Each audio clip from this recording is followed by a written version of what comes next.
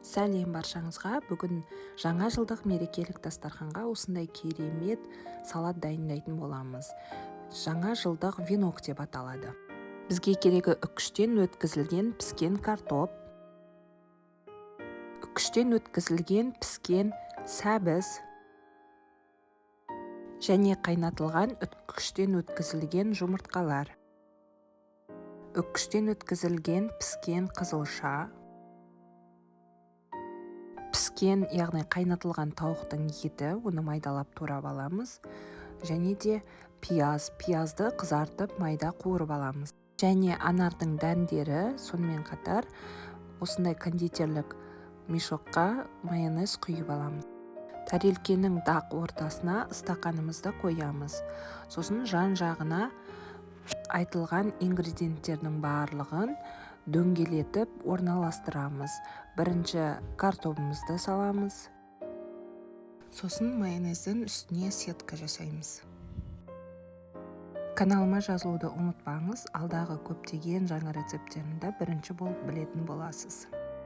Оның үстіне тауықтың етін саламыз.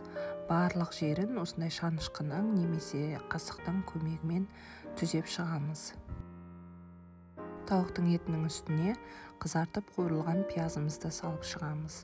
Сонда тауыққа ерекше дәм береді. Оның үстін майонезбен жұқа сетка жасаймыз. Кейінгі слой бізде піскен сәбіз болады. Оны да тура алдыңғы ингредиенттерді жасағандай домалатып, тегістеп шығамыз. Бетіне майонезден жұқа сетка жасаймыз. Рецепттерім ұнап жатса, лайк басып, пікір қалдыруды ұмытпаңыз. Үстіне жұмыртқамызды сеуіп шығамыз. Балалар өте қатты ұнатқандықтан жұмыртқасын мен көбірек қостым.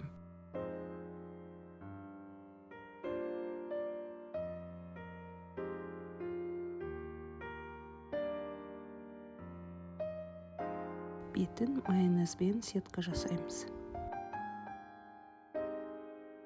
Оның үстіне қызылшамызды жағып шығамыз.